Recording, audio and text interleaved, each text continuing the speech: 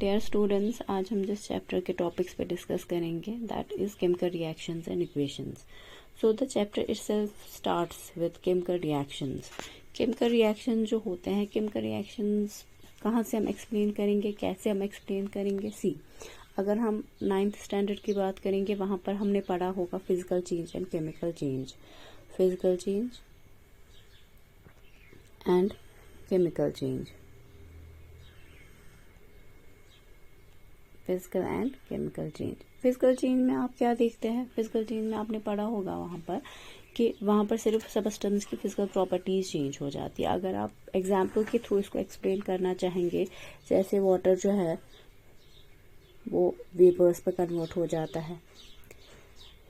ये वाटर जो है वेपर्स में कन्वर्ट हो जाता है. लेकिन अगर आप वेपर्स की भी फॉर्मूला देखें, वेपर्स में भी वही वेपर का जो कंपोजिशन है वो वही है, H2O. जैसे लिक्विड वाटर हो या आइस हो, वहाँ पर भी वाटर का जो है, आइस का जो फॉर्मूला आएगा या आइस का जो कंपोजिशन आएगा दैट इज H2O. फिर वाटर के लिक्विड फॉर्म में भी इसका कंपोजिशन H2O ही आएगा और गैसियस फॉर्म में भी इसका कंपोजिशन क्या आएगा, H2O.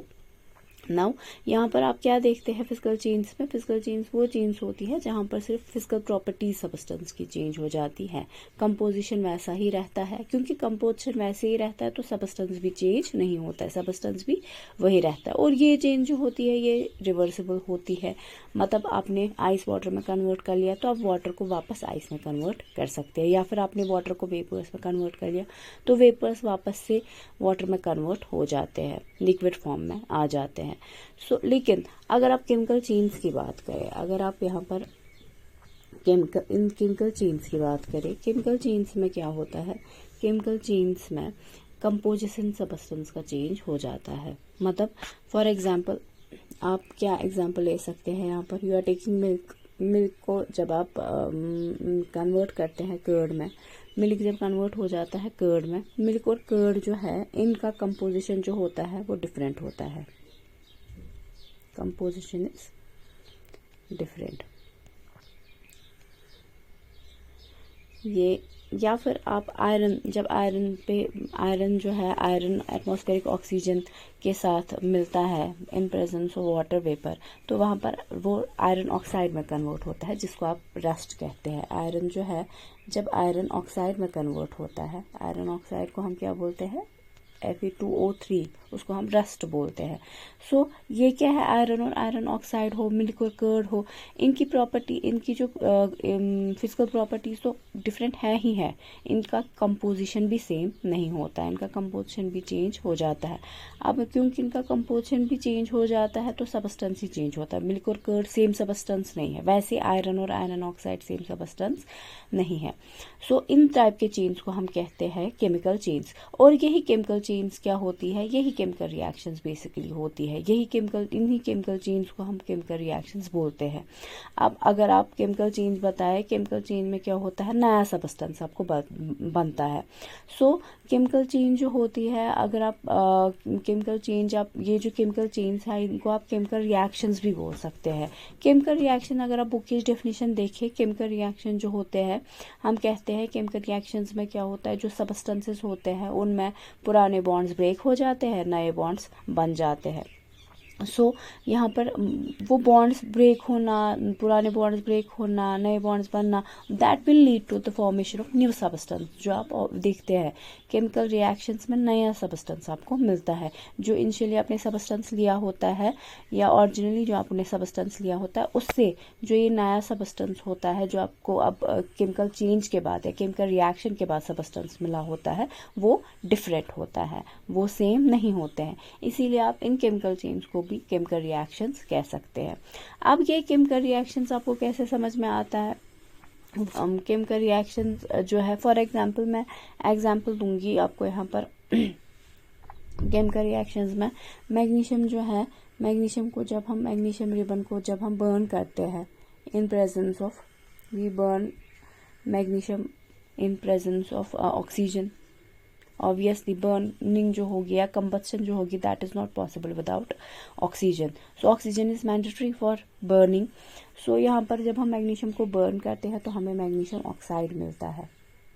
अब ये मैग्नीशियम और मैग्नीशियम ऑक्साइड जो है, और ये डिफरेंट केमिकल सबस्टेंसेस है। मैग्नीशियम अलग से केमिकल सबस्टेंस है, मैग्नीशियम ऑक्साइड अलग केमिकल सबस्टेंस है। तो ये हम कहेंगे ये केमिकल रिएक्शन वहाँ पर क्या हुई है, वहाँ पर केमिकल चेंज आई है या वहाँ पर केमिकल रिएक्शन हुई है। ये केमिकल रिएक्शन जो है ये कैसे हम देखते हैं, हमें कैसे समझ में आता है कि कोई सबस्टेंस जो है उसमें केमिकल चेंज आई हुई है या केमिकल रिएक्शन हुई है। या तो स्टेट चेंज हो जाती है, चार चीज़ों से हमें पता चलता है कि केमिकल रिएक्शन जो है वो हुई है, मतलब चार इंडिकेशंस हो सकती है। जैसे या तो स्टेट चेंज हुई होगी, हम कहेंगे स्टेट चेंज हुई है, चेंज इन स्टेट, या फिर हम कहेंगे चेंज इन कलर चेंज हो जाता है, मतलब रिएक्टेंट और प्रोडक्ट का कलर अलग होगा, मतलब ओरिजिनल सबस्टेंस और जो ये नया सबस्टेंस हमें मिला इनका कलर अलग हो सकता है। जो ओरिजिनल सबस्टेंस हमारे पास था और जो नया सबस्टेंस केमिकल चेंज आने के बाद जो नया सबस्टेंस मिला या केमिकल रिएक्शन होने के बाद जो नया सबस्टेंस मिला, उनका स्टेट डिफरेंट हो सकता है। एक लिक्विड हो सकता है, दूसरा वेपर हो सकता है, या फिर एक सॉलिड हो सकता है, दूसरा गैस हो सकता है, लिक्विड हो सकता है। वैसे कलर चेंज होती है, या फिर गैस इवॉल्व हो जाता है, एवोल्यूशन ऑफ गैस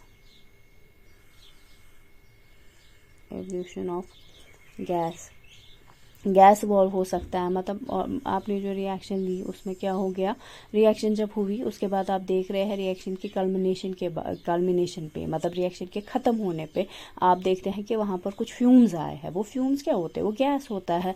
मतलब वो डिपेंड करता है कि आप कौन सी केमिकल रिएक्शन ले रहे हैं, अकॉर्डिंगली डिफरेंट गैसेस वहाँ पर प्रोड्यूस हो सकते हैं, वहाँ पर डिफरेंट गैसेस जो है इमिट हो सकते हैं।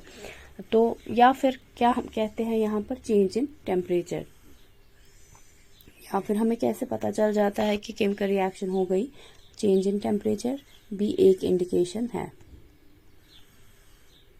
चेंज इन टेम्परेचर भी एक इंडिकेशन है कि वहाँ पर केमिकल रिएक्शन हुई है। सो ये कुछ चार फैक्टर्स है यूजुअली हम देखते हैं, या तो स्टेट में चेंज आएगा, कलर में चेंज आएगा, गैस इवॉल्व हो जाएगा, टेम्परेचर चेंज हो जाएगा। लेकिन ज़रूरी नहीं है कि सारी रिएक्शन जो है इनमें ऐसे हो जाए, कुछ रिएक्शंस ऐसे भी नॉर्मली भी हो जाती है। सो नॉर्मली हम ये चेंज देखते हैं। नाउ केमिकल रिएक्शन जो है, केमिकल रिएक्शंस तो हमने बताई, केमिकल रिएक्शंस केमिकल चेंज होती हैं। अब अगर फॉर एग्जांपल मैंने यही, जैसे मैंने अभी एक केमिकल रिएक्शन आपको बताई, मैंने कहा जब हम मैग्नीशियम को बर्न करते हैं in presence of oxygen, burning तो होती है इन प्रेजेंस ऑफ ऑक्सीजन, तो वहां पर हमें मैग्नीशियम ऑक्साइड मिलता है। ये केमिकल रिएक्शन है, मैग्नीशियम ने बर्न हो गया, उसने मैग्नीशियम ऑक्साइड बनाया, तो ये तो हो गई केमिकल रिएक्शन। अब इसी केमिकल रिएक्शन को अगर आप एक इक्वेशन फॉर्म में लिखेंगे, जैसे मैं क्या करूंगी, मैंने आपको कहा कि मैग्नीशियम जो है वो बर्न हो रहा है इन प्रेजेंस ऑफ ऑक्सीजन। देखिए मैं लिख रही हूँ मैग्नीशियम बर्न हो रहा है, बर्न मैंने नहीं लिखा लेकिन मैंने ऑक्सीजन लिखा, दैट मीन्स कि वहाँ पर कंबस्शन हुई है, तो मुझे मिल रहा है मैग्नीशियम ऑक्साइड। ये जो इस टाइप केमिकल रिएक्शंस को इस तरीके से इक्वेशन फॉर्म में आप लिख रहे हैं, इसको हम कहते हैं केमिकल इक्वेशन। जब आप एक केमिकल रिएक्शन को कैसे लिखेंगे, इक्वेशन फॉर्म में। इक्वेशन फॉर्म यहाँ पर कैसे आपको समझ में आ रहा है, देखिए यहाँ से आप देख रहे हैं मैग्नीशियम और ऑक्सीजन एक साइड से देख रहे हैं, और फिर यहाँ पर मैग्नीशियम ऑक्साइड देख रहे हैं। इनको सेपरेट किसने किया है, इस एरो हेड ने, ठीक है। तो यहाँ पर इसको हम कहेंगे इस एरो हेड की वजह से वहाँ पर ये पता चल, जैसे आप मैथमेटिकल इक्वेशन कैसे बताते हैं, मैथमेटिकल इक्वेशन में आप लेफ्ट हैंड साइड लेते हैं, राइट हैंड साइड लेते हैं, और उनको कैसे आप सेपरेट करते हैं, लेफ्ट हैंड साइड और राइट हैंड साइड वहाँ पर कैसे सेपरेट होता है, वहाँ पर आप इक्वल टू साइन लगाते हैं, ठीक है। यहाँ पर इक्वल टू साइन नहीं है, यहाँ पर ये दिस एरो रिप्रेजेंट्स कि वहाँ पर केमिकल रिएक्शन हुई है। आपको ये क्या रिप्रेजेंट करता है, ये एरो रिप्रेजेंट करता है कि जब ये सबस्टेंस और ये केमिकल सबस्टेंस मिले आपस में, तो इन्होंने ये सबस्टेंस आपको बना दिया मैग्नीशियम ऑक्साइड। जब मैग्नीशियम और ऑक्सीजन की आपस में रिएक्शन हो गई तो इन्होंने आपको नया सबस्टेंस बना दिया जो मैग्नीशियम ऑक्साइड है। सो ये जो इक्वेशंस होती है, इस तरीके से जब आप किसी केमिकल रिएक्शन को दिखाते हैं, इनको हम बोलते हैं केमिकल इक्वेशन। अब केमिकल इक्वेशन जो होते हैं, हम यूजुअली कोशिश करते हैं, क्योंकि हमारे पास ऑलरेडी जो होता है, हमारे पास एलिमेंट्स और कंपाउंड्स की सिंबल्स और फॉर्मूलाज होती है। तो जब हम अगर हम इसको हम थोड़ा सा इम्प्रूव करें, अगर हम जैसे मैंने यहाँ पर क्या लिखा, मैंने लिखा मैग्नीशियम फुल लिखा, ऑक्सीजन फुल लिखा, फिर मैग्नीशियम ऑक्साइड भी फुल लिखा, मतलब पूरा लिखा, ठीक है। सो ये तो केमिकल इक्वेशन है, लेकिन प्रिसाइसली अगर मुझे इसका नाम बताना होगा, it is word equation. Precisely इसका नाम क्या आता है, वर्ड इक्वेशन, क्योंकि मैंने ये सीधे ही वर्ड्स में लिखा, मैंने जस्ट केमिकल रिएक्शन को इक्वेशन फॉर्म में रख दिया, तो मैंने यहाँ पर इसको केमिकल इक्वेशन बताया। लेकिन प्रिसाइसली क्या है ये, इट इज़ वर्ड इक्वेशन, क्योंकि यहाँ पर मैंने पूरे वर्ड्स लिखे। आपको ये पता है कि केमिस्ट्री में एलिमेंट्स और जो कंपाउंड्स हैं, इनके सिंबल्स और फॉर्मूलाज होते हैं। अब अगर मैं यही मैग्नीशियम लूँ, मैग्नीशियम जो है, मैग्नीशियम की सिंबल क्या आती है, इट इज़ Mg। फिर ऑक्सीजन है यहाँ पर, अगर मैं यही इक्वेशन ले लेती हूँ, ये मैग्नीशियम है, ये मैग्नीशियम है, इसकी सिंबल आती है Mg। फिर ऑक्सीजन है, इसकी सिंबल तो O आती है, लेकिन हमें जब हम केमिकल रिएक्शन बना रहे होते हैं, वहाँ पर हमें देखना होता है कि ऑक्सीजन जो है उसकी सिंबल है तो O, लेकिन वो नेचुरली एग्जिस्ट कैसे करता है। वो कभी भी, जो ऑक्सीजन है, वो एटॉमिक स्टेट में एग्जिस्ट नहीं करता है, वो मॉलिक्यूलर स्टेट में एग्जिस्ट करता है। इसलिए मैं यहाँ पर O2 लिखूंगी, मैं यहाँ पर O नहीं लिख सकती। क्यों? क्योंकि ऑक्सीजन जो है वो एटॉमिक स्टेट में एग्जिस्ट नहीं करता है, वो मॉलिक्यूलर स्टेट में एग्जिस्ट करता है। तो मैं इसलिए यहाँ पर O2 लिखूंगी, मतलब मॉलिक्यूल, ऑक्सीजन का मॉलिक्यूल लिखूंगी। उसके बाद क्या है, यहाँ पर जब मैग्नीशियम और ऑक्सीजन कंबाइन हो गए, तो फिर उन्होंने क्या दिया, मैग्नीशियम ऑक्साइड। तो मैग्नीशियम ऑक्साइड की क्या आएगी हमारी फॉर्मूला, MgO। जब मैं इस तरीके से इसको लिख रही हूँ, ये भी केमिकल इक्वेशन है ऑब्वियसली। ये मैंने केमिकल इक्वेशन, वर्ड इक्वेशन को क्या किया, वर्ड इक्वेशन को मैंने सिंबल्स और फॉर्मूलाज में लाया, ठीक है। वर्ड इक्वेशन में जो एलिमेंट्स और कंपाउंड्स इन्वॉल्व थे, उनको मैंने सिंबल्स और फॉर्मूलाज दिए और वही इक्वेशन फॉर्म में रख दिया। इसको हम कहते हैं ये जो, अगर यहाँ पर क्या होता है, यहाँ पर ये जो इक्वेशन है, ये जो आपको इनिशियली रिएक्शन आपके पास प्रेजेंट होगी, जिसको आप वर्ड इक्वेशन को जब आपने कन्वर्ट किया किस में, सिंबल्स और फॉर्मूलाज में, फिर इक्वेशन फॉर्म दे दिया, तो इसको हम कहते हैं स्केलेटल इक्वेशन। इसको हम कहते हैं स्केलेटल इक्वेशन।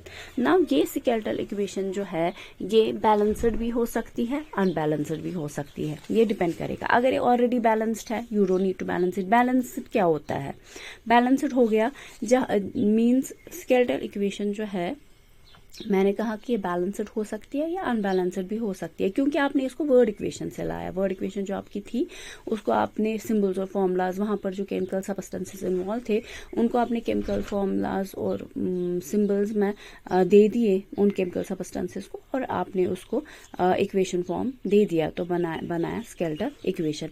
ये स्केलेटल इक्वेशन जो है, ये बैलेंस्ड हो सकती है और अनबैलेंस्ड हो सकती है।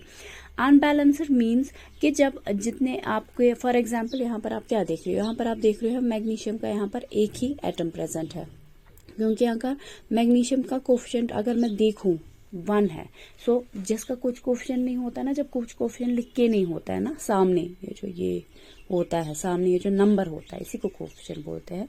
जब कुछ नहीं लिखा होता है, उसका मतलब है कि इसका कोफिशिएंट क्या है, 1, ठीक है। यहाँ पर ऑक्सीजन का भी क्या कोफिशिएंट है, यहाँ पर ऑक्सीजन का भी, क्योंकि यहाँ पर भी कुछ लिख के नहीं है, तो ऑक्सीजन का भी 1 कोफिशिएंट है। और यहाँ पर मैग्नीशियम का भी कोफिशिएंट क्या है, 1, ठीक है। आप इसको ऐसे ही रखिए, तो मैग्नीशियम यहाँ पर 1 है, क्योंकि कोफिशिएंट इसका 1 है, ठीक है। यहाँ पर मैग्नीशियम ऑक्साइड जो है, वो मैग्नीशियम ऑक्साइड, उसका भी 1 लिखिए, तो इस मैग्नीशियम ऑक्साइड में मैग्नीशियम 1 है, मैग्नीशियम भी 1 है, ऑक्सीजन भी 1 है, फाइन। यहाँ पर मैग्नीशियम भी 1 है, यहाँ पर भी मैग्नीशियम 1 है, दैट मीन्स मैग्नीशियम जो है दोनों साइड से, लेफ्ट हैंड साइड और राइट हैंड साइड से बराबर है, फाइन। लेकिन अगर आप यहाँ पर ऑक्सीजन की बात करें, यहाँ पर ऑक्सीजन का कोफिशिएंट जो है 1 है, लेकिन यहाँ पर ऑक्सीजन का कोफिशिएंट यहाँ पर 1 तो है, लेकिन यहाँ पर आप देखेंगे इट इज 2, दैट मीन्स यहाँ पर ऑक्सीजन के कितने एटम्स प्रेजेंट है? 2, ठीक है। ऑक्सीजन के यहाँ पर 2 एटम्स प्रेजेंट है। लेकिन अगर आप राइट हैंड साइड देखेंगे यहाँ से, यहाँ पर ऑक्सीजन एक ही एटम प्रेजेंट है। दैट मीन्स कि जितने लेफ्ट हैंड साइड से ऑक्सीजन प्रेजेंट है उतने राइट हैंड साइड से प्रेजेंट नहीं है, डिफरेंट है। तो ये इक्वेशन जो है ये बैलेंस्ड नहीं है, it is unbalanced chemical equation. मैंने कहा ना स्केलेटल इक्वेशन बैलेंस्ड हो सकती है या अनबैलेंस्ड हो सकती है।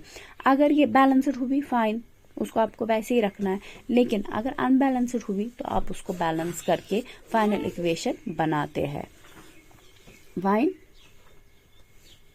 नाउ यहाँ पर एक और चीज वर्थ मेंशनिंग है कि यहाँ पर आप क्या देख रहे हैं, ये एरो हेड जो है ये सेपरेट कर रहा है किसको? Original substances. ये ओरिजिनल सबस्टेंसेस है और ये नया सबस्टेंस है, ठीक है। ओरिजिनल सबस्टेंस है जहां से आपने रिएक्शन स्टार्ट की थी, और फिर उन सबस्टेंसेस से उन सबस्टेंस की रिएक्शन के बाद आपको जो सबस्टेंस मिला वो ये है मैग्नीशियम ऑक्साइड, ठीक है। ये ओरिजिनल सब मैग्नीशियम और ऑक्सीजन ओरिजिनल सबस्टेंस है।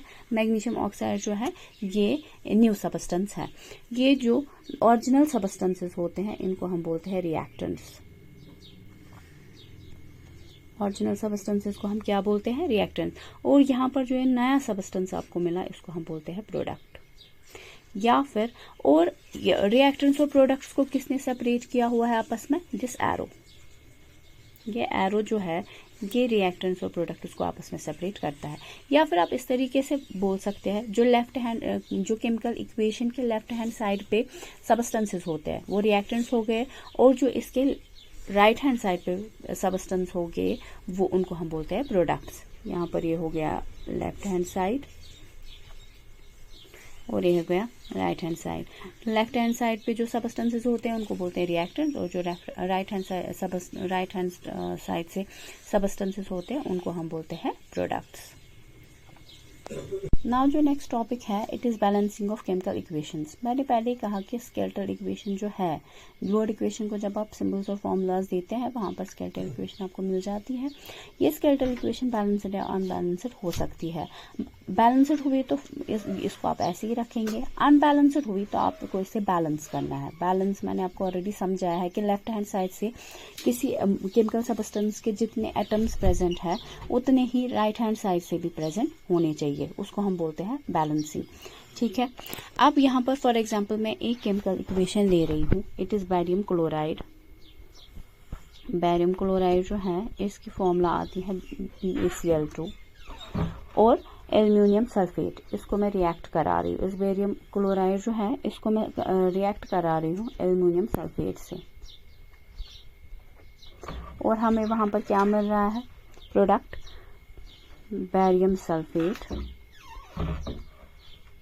Plus aluminium chloride. ये हमारी एक केमिकल इक्वेशन है, स्केलेटल केमिकल इक्वेशन है जिसको हम बैलेंस करना है।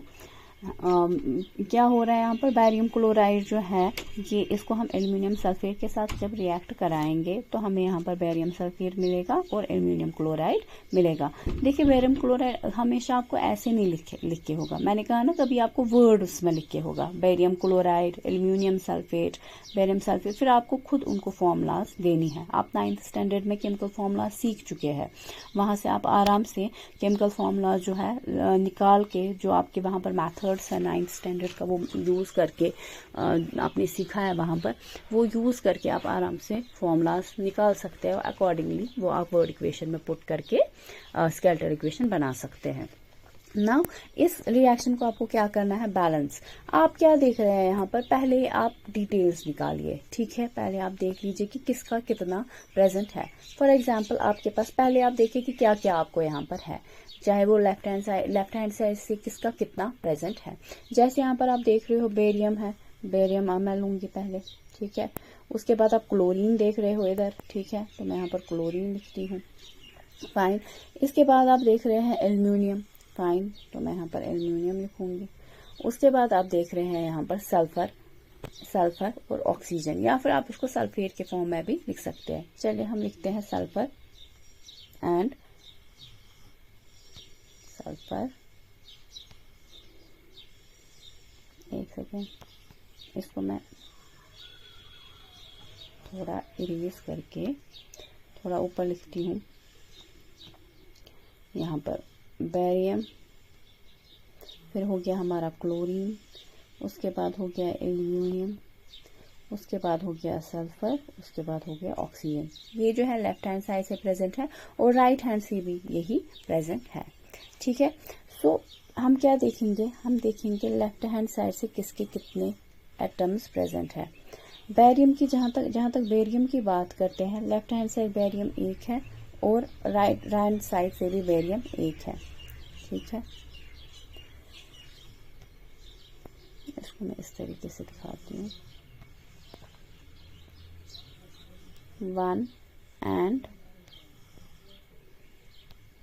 1, राइट। ये बेरियम है। क्लोरीन क्या है, यहाँ से आप देखेंगे यहाँ से क्लोरीन 2 है। ठीक है, लेकिन यहाँ से राइट हैंड साइड से क्लोरीन 3 है। फाइन। जहाँ तक एल्यूमिनियम की बात है, एल्यूमिनियम यहाँ से 2 है, यहाँ से लेफ्ट हैंड साइड से 2, और यहाँ पर राइट हैंड साइड से आप देखिए इधर यहाँ पर 1 ही है। फाइन। सल्फर की जहां तक बात की जाए, सल्फर, यह हो गया सल्फर। अगर आप देखेंगे यहाँ पर होल 3 है, this is hole 3। Hole 3 means कि सल्फर यहाँ पर कितने हैं, सल्फर और ऑक्सीजन, इन दोनों को होल क्या है यहाँ पर 3। दैट मीन्स ये 3 जो है ये सल्फर का भी है, ये ऑक्सीजन का भी है। सो सल्फर यहाँ पर 3 है, क्योंकि 3 जो है होल है यहाँ पर, तो यहाँ पर सल्फर 3 है। इस केस में सल्फर 3 है। फाइन। और यहाँ पर आप क्या देख रहे हो, सल्फर 1 ही है। और जहां तक ऑक्सीजन की बात है, आप देख रहे हो लेफ्ट हैंड साइड में ऑक्सीजन, देखिए यहाँ पर तो ऑलरेडी 4 है। ठीक है, और यहाँ पर ये हो गया 3, सो 4 into 3 is 12, 4 into 3 is 12, तो गए 12। यहाँ से कितना है ऑक्सीजन, यहाँ से 4 ही है। फाइन। ये हमने क्या निकाला, ये हमने देखा बैलेंसिंग के लिए हमें कौन सा एटम लेफ्ट हैंड साइड से कितना प्रेजेंट है और राइट हैंड साइड से कितना प्रेजेंट है, कौन सा एलिमेंट लेफ्ट हैंड और राइट हैंड साइड से कितने प्रेजेंट है वो हमने देख लिया। अब हम अकॉर्डिंगली बैलेंस करेंगे। देखिए बैलेंसिंग जो होती है वो हिट एंड ट्रायल मेथड से यहाँ पर हो जाती है। रिएक्शन थोड़ा मैंने यहाँ से बेटर तरीके से लिखी, barium chloride aluminium sulphate giving barium sulphate and aluminium chloride.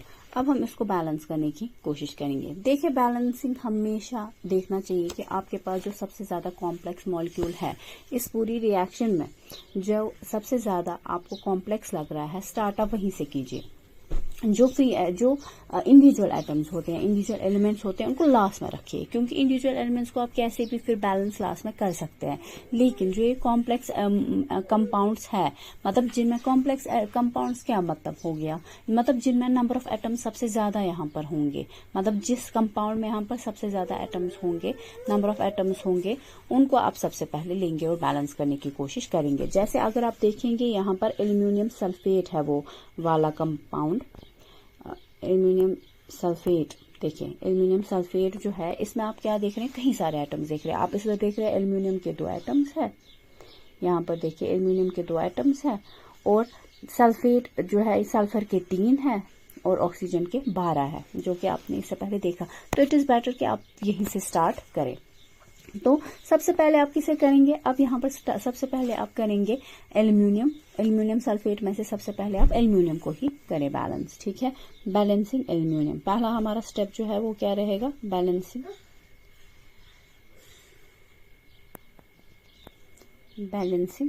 Aluminium. ठीक है, यहाँ पर आप क्या देख रहे हैं, लेफ्ट हैंड साइड से आपने कितना देखा, एल्यूमिनियम है, ये देखिए एल्यूमिनियम, ये वाला है एल्यूमिनियम। एल्यूमिनियम आप देख रहे हैं लेफ्ट हैंड साइड से 2 है, राइट हैंड साइड से 1 है। फाइन। तो यहाँ से 2 और यहाँ से 1। आप क्या करेंगे, आप यहाँ पर इसको 2 कैसे बनाएंगे, इस एल्यूमिनियम को आप कोफिशिएंट यहाँ पर 2 लगा देंगे। यहाँ पर कोफिशिएंट देखिए, ये बेरियम क्लोराइड पहले मैं ऐसे ही लिखती हूँ। ठीक है, फिर एल्यूमिनियम सल्फेट भी मैं ऐसे ही लिखती हूँ। ये क्यों मैं ऐसे ही लिखती हूँ, क्योंकि यहाँ पर 2 है, तो यहाँ पर मुझे वैसे भी इसको बैलेंस नहीं करना है, यहाँ पर मुझे इसको बैलेंस करना है क्योंकि यहाँ पर कम पड़ रहे हैं। तो यहाँ पर मैं बेरियम सल्फेट लिखूंगी ऐसे ही, इसके साथ तो अभी मैं छेड़ नहीं रही हूँ।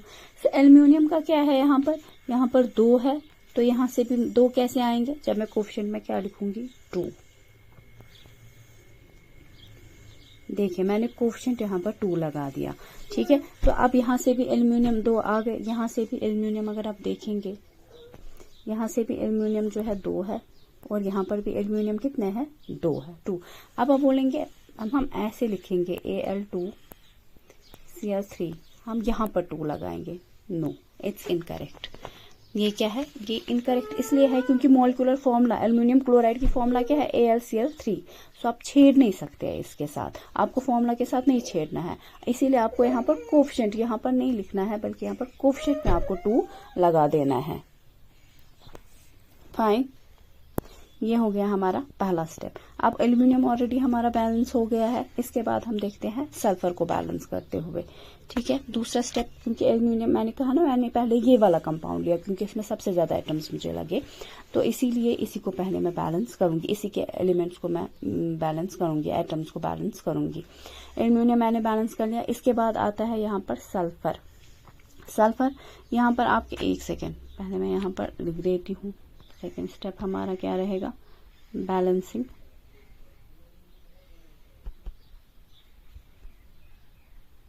सेकेंड स्टेप हमारा रहेगा बैलेंसिंग सल्फर। फाइन। सो यहाँ पर आप क्या देख रहे हैं, आप यहाँ पर सल्फर जो है यहाँ पर जाते हैं इस स्लाइड में। सल्फर यहाँ पर लेफ्ट हैंड साइड से आप क्या देख रहे हैं, लेफ्ट हैंड साइड से 3 है और राइट हैंड साइड से सल्फर 1 ही है। ये देखे बेटा, यहाँ पर सल्फर जो है, ये सल्फर जो है इसका 3 जो है इनटू में है, मतलब होल में है, तो यहाँ पर सल्फर और ऑक्सीजन दोनों, यहाँ पर ये 3 दोनों का ही है, तो सल्फर यहाँ पर कितने हैं, 3 है। लेकिन अगर आप राइट हैंड साइड से देखेंगे, यहाँ पर सल्फर 3 है, यहाँ पर सल्फर 3 है, ठीक है। यहाँ पर लेकिन अगर आप देखेंगे तो सल्फर 1 ही है, जो ऑलरेडी आपने यहाँ पर देख लिया है लेफ्ट में, यहाँ पर नंबर ऑफ एटम्स में, ठीक है। अब बैलेंस कैसे करेंगे, अगेन सल्फर यहाँ पर 3 है, तो यहाँ पर आप बैलेंस कैसे करेंगे, आप क्या लिखेंगे यहाँ पर, ये आपका हमारा बेरियम क्लोराइड, तो फिलहाल इसके साथ हमने छेड़ा नहीं, BaCl2 प्लस, इसके बाद हमारा है एल्यूमिनियम सल्फेट, इसी को हम बैलेंस करने की कोशिश कर रहे हैं। यहाँ पर हमें सल्फर 3 है, तो यहाँ पर इसके बाद हम लिख रहे हैं बेरियम सल्फेट, जिसके साथ हमें छेड़ना नहीं है, बेरियम सल्फेट के साथ barium sulphate plus aluminium chloride, ठीक है। यहाँ पर आप सल्फर जो है 3 है, तो यहाँ पर क्या करेंगे, इस केस में आप क्या करेंगे कि सल्फर 3 हो जाए, यू विल पुट 3 हेयर, आप यहाँ पर कोफिशिएंट में 3 लगाएंगे, ठीक है।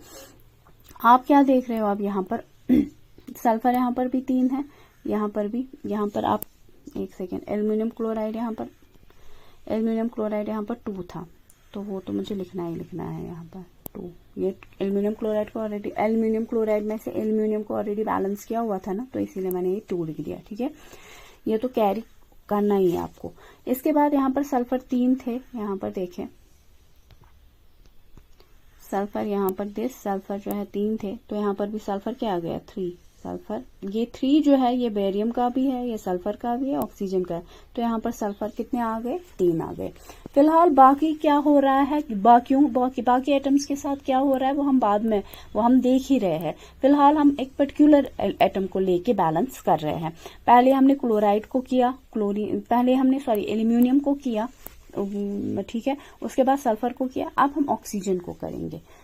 Oxygen, balancing oxygen. एक सेकेंड, पहले हम देखेंगे यहाँ पर ऑक्सीजन कितने हैं, इट इज, अगर ऑक्सीजन है, ये ऑक्सीजन के साथ यहाँ पर 4 लगा हुआ है और यहाँ पर 3 है, सो 4 × 3 = 12। यहाँ पर देखिए, यहाँ पर ऑक्सीजन कितने हैं, लेफ्ट हैंड साइड से 12 है और राइट हैंड साइड से 4 है, वो मैंने आपको दिखाया था कैसे है। यहाँ पर ऑक्सीजन इट इज 4 × 3 = 12, ठीक है। और यहाँ पर कैसे है, 4, यहाँ पर 4 है, लेकिन ये 3 भी ऑक्सीजन का है। मैंने कहा ना, ये 3 बेरियम का भी है, ये सल्फर का भी है और ये ऑक्सीजन का भी है।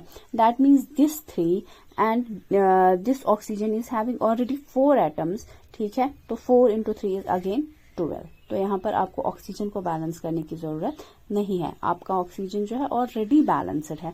यहाँ पर भी ऑक्सीजन जो है 12 है और यहाँ पर भी ऑक्सीजन क्या है, 12 है। So oxygen is already balanced, you don't need to balance oxygen. Fine, so oxygen already balance हो गया।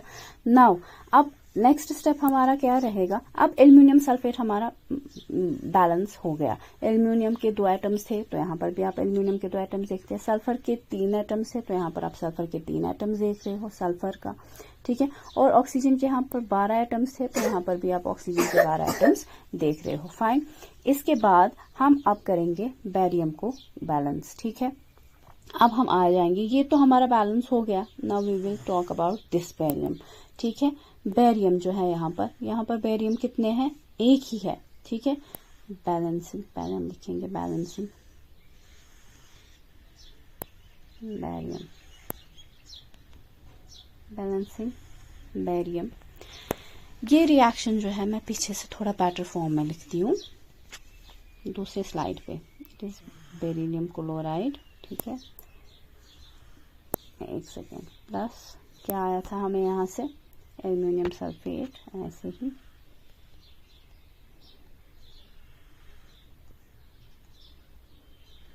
और यहाँ हमें मिला था 3 बेरियम सल्फेट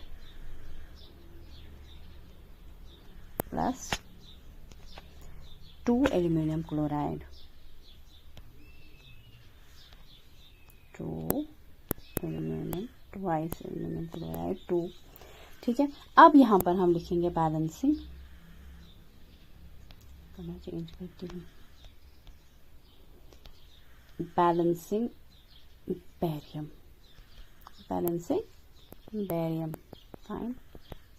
यहाँ पर थोड़ा सा क्या हुआ था, यहाँ से ज़्यादा सा थोड़ा सा ये हो गया था, इसलिए यहाँ पर नहीं, मैंने पहले ये रिएक्शन जो है यहाँ पर बैटर फॉर्म में लिखा, थोड़ा साफ लिखा, उसके बाद आप इसको बैलेंस करेंगे। यहाँ पर आप देखिए, यहाँ आप देख रहे हैं बेरियम जो है 3 है, ठीक है। यहाँ बेरियम जो है 3 है और यहाँ आप बेरियम 1 ही देख रहे हैं। तो क्या करेंगे आप, ऑब्वियसली आप लेफ्ट हैंड साइड से यहाँ से 3 ऐड करेंगे, ठीक है। यहाँ पर 3 है तो यहाँ से क्या करेंगे, 3 करेंगे।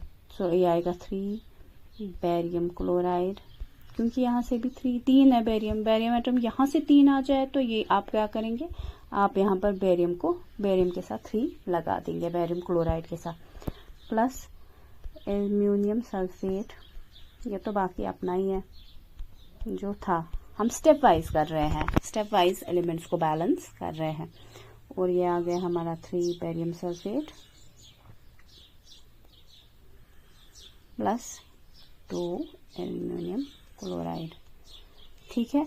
यहाँ पर आप देखिए, अब बेरियम भी बैलेंस हो गया है। फाइन। अब लास्ट में बचता है क्लोरीन, ठीक है।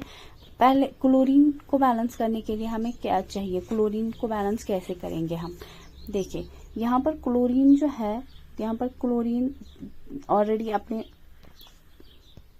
ये देखिए क्लोरीन जो है, दिस इज क्लोरीन, यहाँ पर क्लोरीन जो है, क्लोरीन के 2 एटम्स है, ठीक है। प्लस बिसाइड्स ये 3 भी जो है, ये 3 भी इसको का है, ये 3 भी क्लोरीन का है। मैंने कहा ना, ये 3 जो होता है ना, ये कोफिशिएंट, ये जितने भी वहां पर एलिमेंट्स है, ये उन सब का होता है, ठीक है। ये उनके साथ इसका मल्टीप्लाई हो जाता है। सो यहाँ पर 3 बेरियम है और क्लोराइड कितने हैं, एक तो हो गए ये 2 into 3 इज, ये हो गया 2 और ये हो गया 3, ये मल्टीप्लाई आपको करना है, ठीक है। 2 into 3, इट इज 3 2 6। तो यहाँ पर क्लोरीन कितने आ गए, अब 6। आप यहाँ पर देखिए क्लोरीन किधर है, यहाँ पर एल्यूमिनियम क्लोराइड में है, ठीक है। यहाँ पर क्लोरीन कितने हैं, 3, ठीक है, 3 क्लोरीन है और यहाँ पर कोफिशिएंट क्या है, 2, सो इट इज 2 into 3, यहाँ पर it is 2 into 3, again it is 6, ठीक है। यहाँ पर it is 3 into 2, it is 6। That means chlorine is already balanced here. ये जो आपको केमिकल रिएक्शन यहाँ पर बेरियम को बैलेंस करने के बाद मिली, ये आपके पास ऑलरेडी बैलेंस्ड रिएक्शन है, बैलेंस्ड केमिकल इक्वेशन है। मैं इसको लिखती हूँ यहाँ पर, फिर हम देखते हैं कि नहीं सच में। देखिए 3 barium chloride plus aluminium sulphate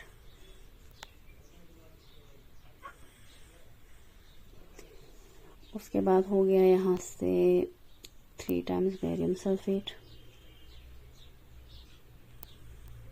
plus 2 times aluminium chloride. यही आपका मिला बैलेंस होके, यही मिला आपको बैलेंस होके। क्या देख रहे हो यहाँ से, देखिए बैरियम जो है अब हम यहाँ पर फिर से बनाएंगे, कौन सा, barium, chlorine, aluminium, sulphur, oxygen. ठीक है, बनाया। आप देखते हैं LHS और RHS, ये हो गया, ये पता ही है, ये हो गया LHS, ये हो गया RHS। बैरियम देखते हैं लेफ्ट हैंड साइड से कितने हैं, 3। ठीक है, 3 से है ना मल्टीप्लाई, 3। लेफ्ट हैंड, यहाँ लेफ्ट हैंड साइड से 3 है, तो राइट हैंड साइड से, कलर थोड़ा चेंज करती हूँ, उससे थोड़ा ज्यादा आइडिया मिलेगा। 3 यहाँ से भी क्या है, 3 बैरियम है, तो ये हो गए 3।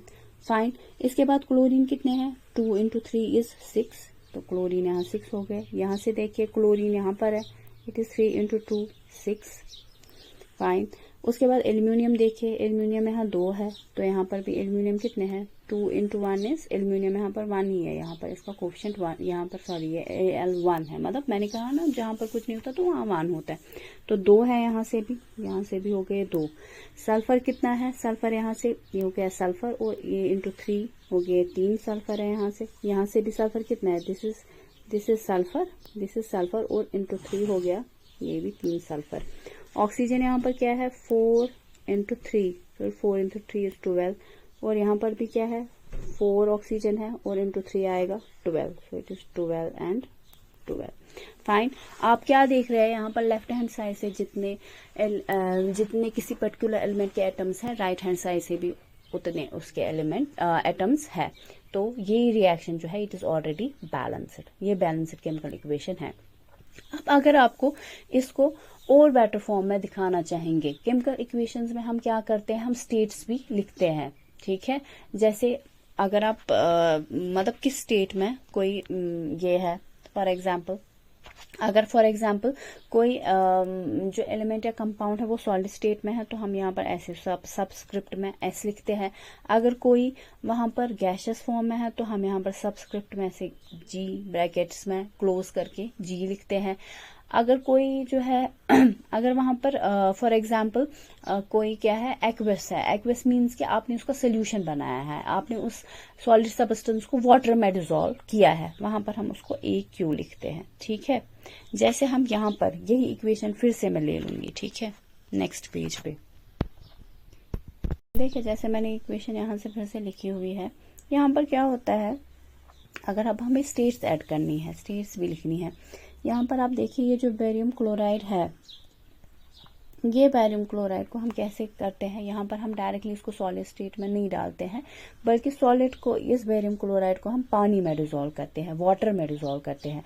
जब हमने इस बैरियम क्लोराइड को वाटर में डिसॉल्व किया तो हम इसको बोलते हैं, ये बन गया एक्वस सोल्यूशन। एक्वस सोल्यूशन वो सोल्यूशंस होती हैं जहां पर हमारा वाटर जो है सॉल्वेंट होता है। ठीक है, तो आपने इस बैरियम क्लोराइड को किस में डिसॉल्व किया, पानी में। ठीक है, तो ये क्या बन गया, एक्वस सोल्यूशन, और इसीलिए हम इधर ब्रैकेट में सबस्क्रिप्ट में यहाँ पर लिखेंगे, यहाँ पर मैं इसको क्या लिखूंगी, 1 सेकेंड, यहाँ पर मैं इसको इस तरीके से लिखूंगी, AQ। फाइन, ये this AQ represents aqueous, barium chloride जो है एक्वस, मतलब मैंने बैरियम क्लोराइड को किस में डिसॉल्व किया है, पानी में डिसॉल्व किया है, पानी में इसको डाला है। अगेन एल्यूमिनियम सल्फेट को भी मैंने सॉलिड स्टेट में नहीं लिया है, अगर सॉलिड स्टेट में लिया होता तो मैं लिखती, इस ब्रैकेट में मैं क्या लिखती, S लिखती, ब्रैकेट में मैंने S लिखती, लेकिन मैं ऐसा लिखती नहीं हूँ क्योंकि मैंने इसको सॉलिड स्टेट में नहीं लिया है, मैंने इसको भी एक्वस फॉर्म में लिया है, मतलब इस एल्यूमिनियम सल्फेट को भी मैंने वाटर में डिसॉल्व किया है, वाटर में डाला हुआ है, तो ये भी क्या आएगा यहाँ पर, एक्वस। फाइन।